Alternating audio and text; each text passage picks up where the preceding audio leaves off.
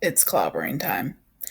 Hey, everybody. This is the officially unofficial geek channel. My name is Carrie Quinn, and today we are trying to throw it out there to resurrect something that I used to do pretty regularly. I just created a playlist here on the channel so that you can go back and look at collected edition reviews that I've made here on the channel. This started back, back. Sometimes I called it different things, but a lot of the times, um, back early in my channel's history, I called it Collected Edition Tuesdays.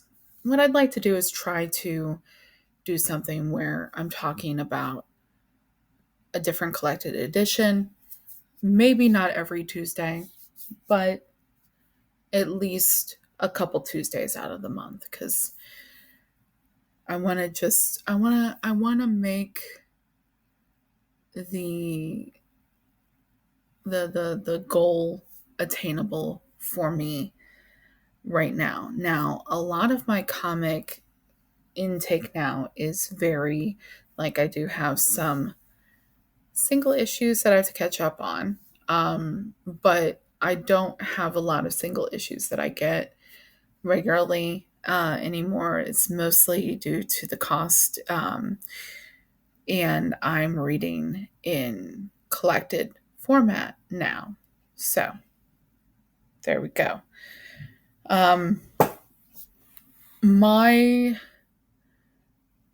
goal in doing this is to kind of put more out there to show you a little bit more who I am, just kind of giving it another, good old try here, doing something that works for me. And so, anyways, I recently read one. Okay, hold on, back up a second. Please go check out my playlist on the channel. I went ahead, and even though some of them are not referred to as collected edition Tuesdays, I went ahead and I just titled the playlist Collected Edition Tuesdays just to make it easy on everyone involved, myself. Why do I have is that toothpaste? It's weird. Okay, so let's talk about the collected edition that I just read. Now, I recently got into WWE wrestling. Okay. Um, and I immediately latched on to a couple favorite wrestlers, one of which being Miss Rhea Ripley, right? But the other one being a rebel rouser named CM Punk. Now, that name is infamous throughout the whole wrestling community for various reasons. And the thing that really got my attention at first was that while other wrestlers are using um, covers of their entry music, he uses the actual licensed music from the band Living Color. The song is Cult of Personality. I absolutely love that song. It's one of my favorite songs in the world is Cult of Personality. So when I saw that a wrestler was using that song as their walk-in music, I was instantly sold.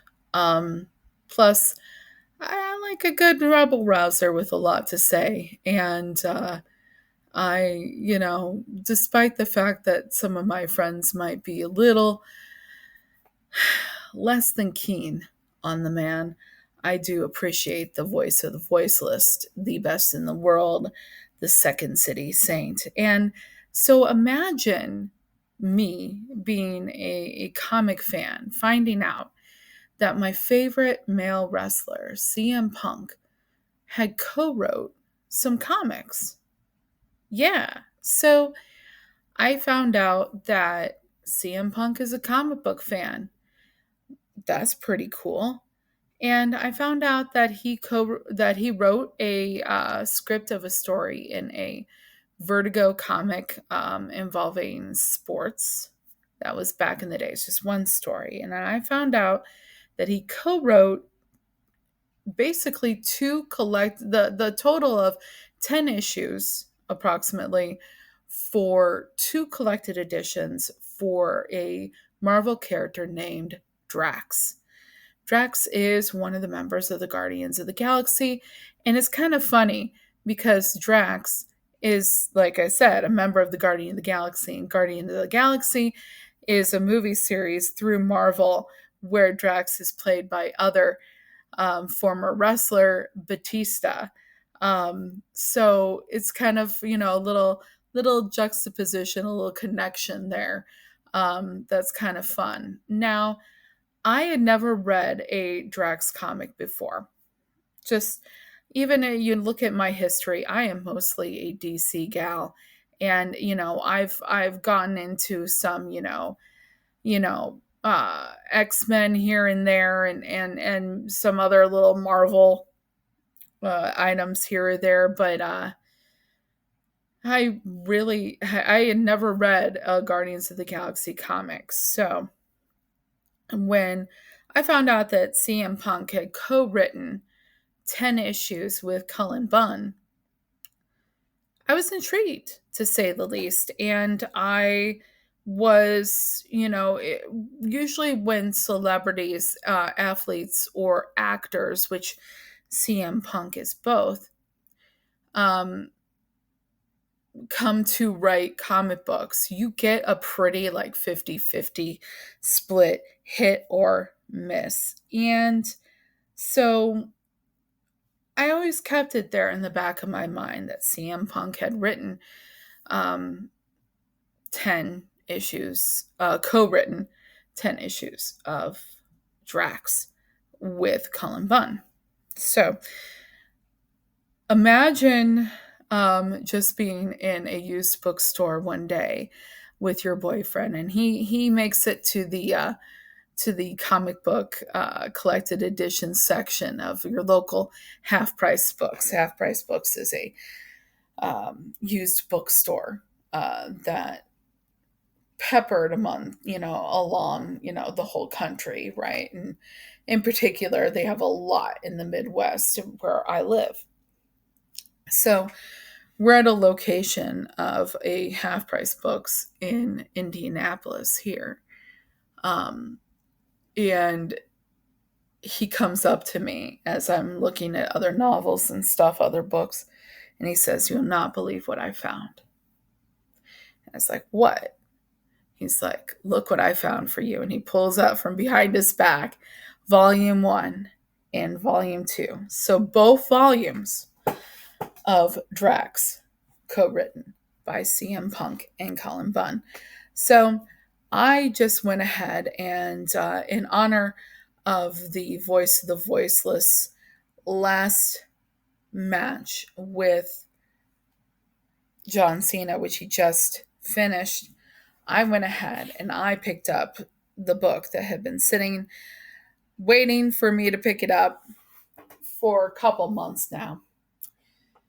And that is Drax, the Galaxy's Best Detective, released from Marvel Comics. This is issues 1 through 5 of the CM Punk, Cullen Bunn, and Marvel Drax series. Now we've got, as you know, guys, I like to go through all of the people that are involved. So let's go ahead and do that real quick. We've got the artist Scott Hepburn, the colorist Matt Mila, and Ruth Redman on issue 4. Ruth is on issue 4.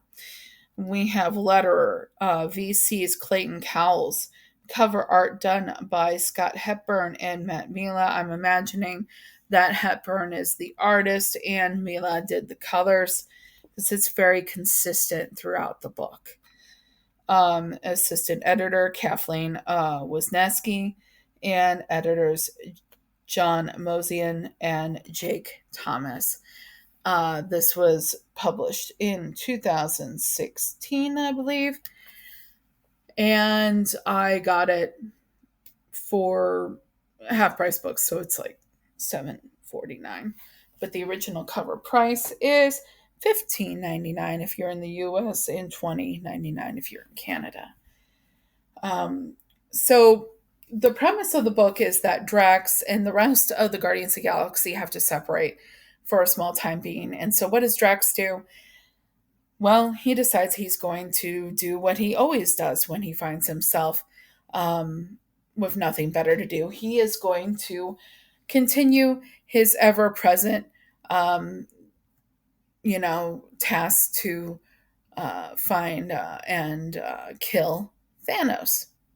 So it's apparently a going thing with the character that that's what he's going to do. Now, um, when he does this, he borrows a ship from Rocket and he heads out on his way. Now, it wouldn't be much of a book involving um, telling the hijinks of Drax without there being some kind of conflict on his journey to find and kill Thanos.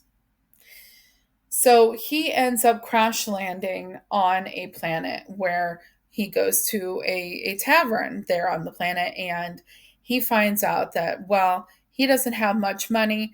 He can be hired to do a task, a job, where the bar owner, who's also a mechanic, would go ahead, the bartender would go ahead and fix his ship. So the task happens to be that there's a lot of children and metal objects being stolen throughout the whole planet, especially their area. And he has been tasked with finding, securing, and saving the children. So Drax sets out on this course to find and save the children. And I gotta tell you something. I don't want to give you any more plot because I think it's worth reading. It's not going to be anything that's going to solve world hunger or give us peace in the Middle East, but it is something that will make you smile.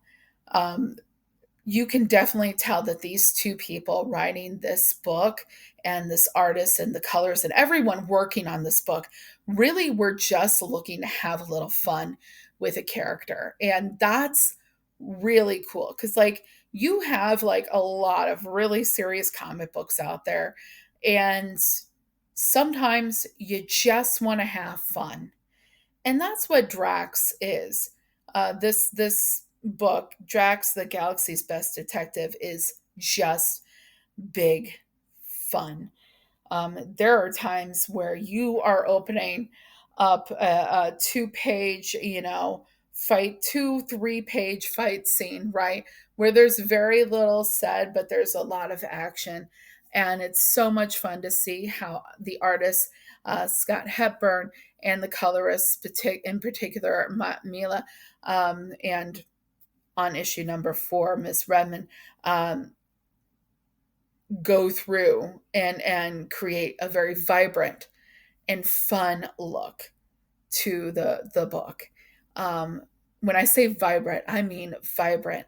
There are a lot of vibrant colors going on in here without being obnoxious. Okay, vibrant coloring without being obnoxious. Let me see if I can find you an example, like right here after Drax has crashed the ship right here. Some beautiful like pinks and oranges and purples and like that look very much like desert and sunset and beautiful items there. Um, let's see here. even in some of the more darker scenes, like here in the bar, that's some beautiful coloring with the green and the blue and the in the back, even the background, just all the contrasting colors and just working together to really kind of provide something that kind of bounces off the page for you. And the story really is just a simple, you have a job to do, you got to save the kids, kind of story. And it's really good for that reason. Um, and I don't want to show you too many shots to give away too much, but here's like some of the fight scenes that happen, and you're really not a lot of, not a lot of vocals going on in there, but it's exciting and fun to read.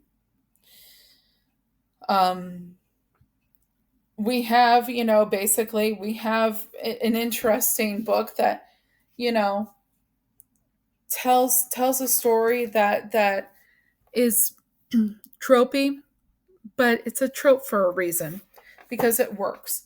And now you've got this whole thing where it's like you have Drax, who's kind of like, you know, I don't want to say that he's doing kind of like a Mr. Nanny type of thing, but like him going out and trying to find the kids and rescue the kids definitely has that kind of like that kind of feel to it.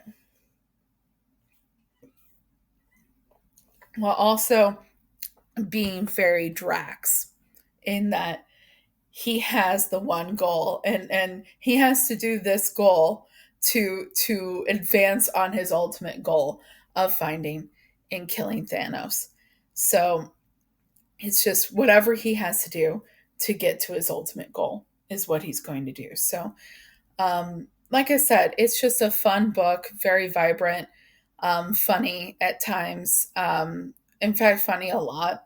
Um, like I said earlier, you can tell that the pacing and the little moments of cute, funny moments, and while telling a story that kept you wanting to read more. Honestly, I could have read this in one sitting if I didn't have to work.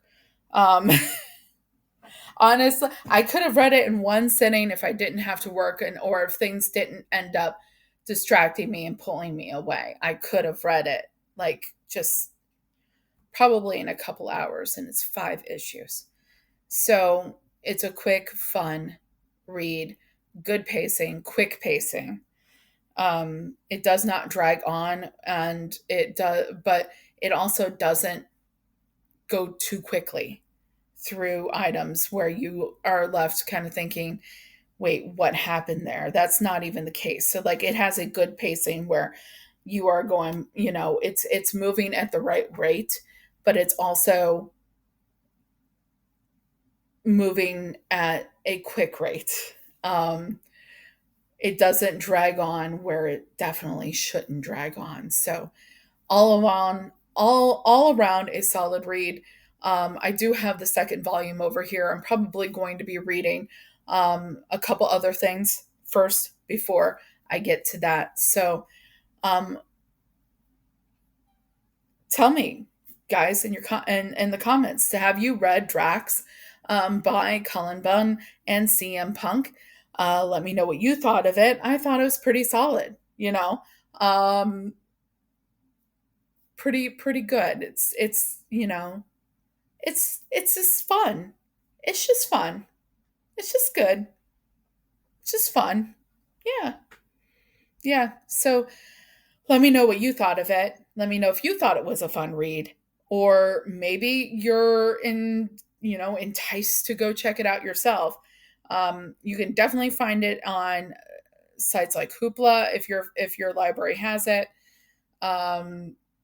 or find it like I did at Half Price Books, and check it out. But anyways, that's about it for now.